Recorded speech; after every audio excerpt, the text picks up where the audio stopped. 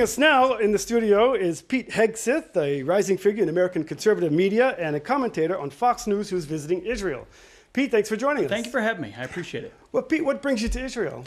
Well, we're here on a fact-finding trip, just checking out different. It's my second trip here, and I wanted to get a better sense of facts on the ground, what issues are facing Israel, but also how they relate to America and what America's role can play in making sure we have a strong relationship with Israel. Pete, you are a U.S. veteran who served in Iraq and Afghanistan, and you're a counterterrorism expert. Mm-hmm. Do you think that America can learn from Israel's experience in counterterrorism? Very much so. In fact, I was an infantry officer in the military, and there's a lot of things, whether it's guerrilla warfare, counterterrorism, or counterinsurgency, that we studied and we looked at in the way that Israel conducts the wars. It's a very intimate battlefield that Israel is involved in.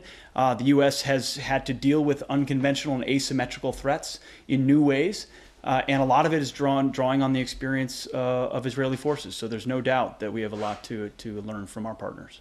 Now, I understand that you covered both political conferences in America for the presidential race. Would you say America is suffering from a leadership crisis? Well, very much so. I think America has suffered from a leadership crisis over the last 7 years under Barack Obama, especially leadership in the world and understanding America's role as a leader in the world. And as a result, it's led to two very different views of America's role. You've got, my opinion is that Hillary Clinton would be an extension of the Barack Obama viewpoint, and Donald Trump articulates a different view, and you see it in the American electorate. There are different views of what type of country America should be and what type of role it should play in the world. You know, Donald Trump says that the American media are biased against him. Do you think the American media is biased? Of course. How? Donald Trump benefited a great deal from a lot of coverage in the primary. 17 candidates on the Republican side, and there was an overwhelming spotlight on that race. A lot of people assumed Hillary Clinton would win on the day, even though she had a fight with Bernie Sanders.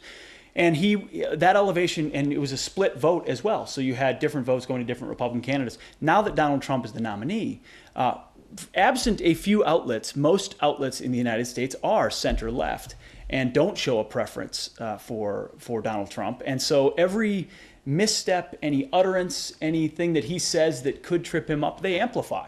And so one of his challenges has been to change the way he engages with the media and then not assume he's going to get favorable coverage, because he won't.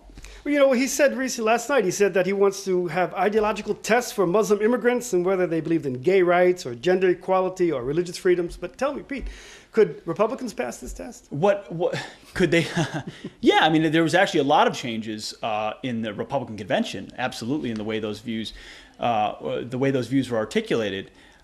What Donald Trump stated is something that I think most in Israel understand better than we do, that their radical Islamic terrorism is at war with the West and with America. We can either take that seriously and conduct that war seriously, or we can refuse to even name the enemy. Barack Obama won't name the enemy. He calls the Islamic State not Islamic. Hillary Clinton has the same tendency. So if we are going to wage war and defeat this radical enemy, then we better take some measures required, or not. And I think that's the major strand of what Donald Trump is talking about. Why would we do what Angela Merkel has done and open up our borders and welcome refugees that we can't vet, when ISIS has already told us they want to infiltrate those refugees? That's common sense stuff, yet the media will point to certain aspects and say, well, that's why it's unacceptable. I think the conversation is larger than that. Talking about the war on terror, you wrote a book called In the Arena. Yeah. Profiling a new vision for America's role domestically and abroad. What do you think about the coordination that's going on now between the United States and Russia when it comes to the Syrian civil war? It's interesting. I would say America's unwillingness to lead in the world has created a vacuum which Vladimir Putin has been happy to fill. And it started with a red line that we would not enforce. So we declared a red line in Syria based on the use of weapons by Bashar al-Assad, never enforced it, and emboldened that regime as well as Russia and Iran to come in and assist it. Vladimir Putin is benefiting from a reset button that has effectively looked like a retreat to him. And so a restoration of American leadership and strength, I think, would be a bulwark. But right now, there are no good options in Syria. There really aren't. You're seeing cooperation for an Assad regime, which is allied with Iran, which is a problem, or you've got ISIS, which is seeking to maintain its caliphate. So a lot of bad options there. Well, Pete Hegseth, a rising star in the conservative media in America and a Fox News commentator. Thanks for joining.